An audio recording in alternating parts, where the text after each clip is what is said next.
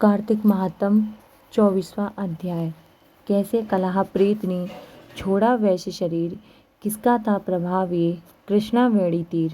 पृथु बोले, कृष्णावेणी के तट से शिव और विष्णु के गणों ने वैश्य की शरीर से कलह निकाली। आपने उनको बचाया। ये उन नदियों के प्रभाव से हुआ अथवा उस क्षेत्र की महिमा के कारण। हे धर्मज्ञ, इसमें हमको बड़ा संदेह है, हमसे कहो। नारद जी बोले, कृष्णा साक्षात कृष्ण का शरीर है और वेणी शिव जी का स्वरूप है। इनके प्रभाव को चतुर्भुज ब्रह्मा भी नहीं कह सकते, तो भी उनकी उत्पत्ति को मैं कहूँगा, उसको सुने। पहले चाक्षुषा मनवंतर में ब्रह्मा जी ने रमणीक सह्याद्रि के शिखर पर यज्ञ करना चाहा था। यज्ञ की सामग्री इकट्ठी करके देवगणों के साथ वो विष्णु और महादेव को संग लेकर उस शिखर पर जा पहुँचे। ब्रह्मदेवत मुहूर्त में भृगु आदि ने उनकी दीक्षा विधान के लिए प्रीतिपूर्वक सम्मान को और उनकी स्वरा नाम की पत्नी को बुलाया, लेकिन उसने वहां आने से विलम्ब कर दिया। तब भृगु विष्णु ने बोले, हे विष्णु, आपके बुलाने पर भी वो नहीं आई। मुहूर्त बीता जाता है, अब दीक्षा विधि कैसी होगी। श्री कृष्ण बोले, जो स्वरा शीघ्र नहीं आती तो यहाँ गायत्री को बिठाकर दीक्षा विधान करिए। क्या इस पवित्र कार्य के लिए वह पत्नी होते हुए भी योग्य नहीं है। नारद जी बोले, रुद्र ने विष्णु के वचन को मान लिया और गायत्री को ब्रह्मा के दक्षिण भाग में बैठाकर दीक्षा विधि प्रारंभ करा दी गई।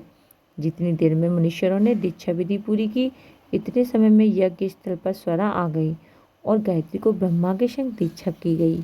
देखकर सौतपने की ईर्षा भाव से क्रोध कर बोली, जहाँ अपूज्यों का पूजन होता है और पूज्यों का पूजन नहीं होता है, वहाँ दुर्भिक्ष, मरण और भय, ये 3 फल होते हैं। और दक्षिण भाग में जो वह मेरे आसन पर बैठी है, वह अदृश्य और गुप्त रूप वाली नदी होगी।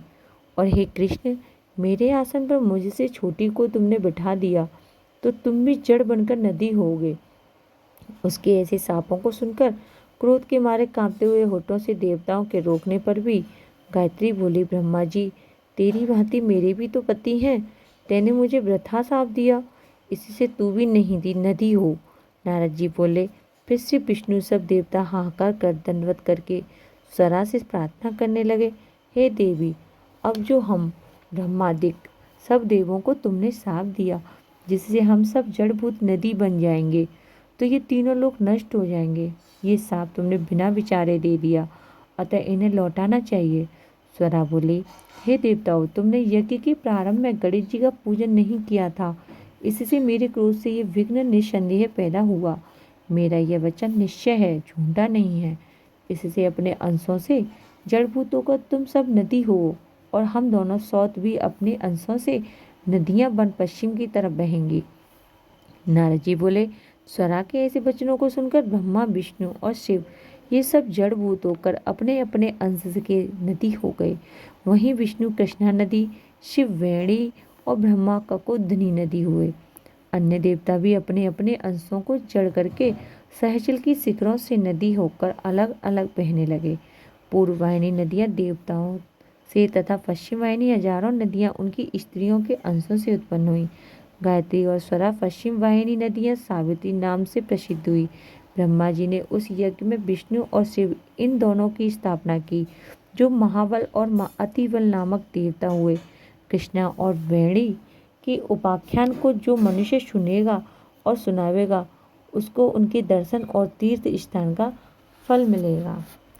राधे राधे। श्री हरिवंश।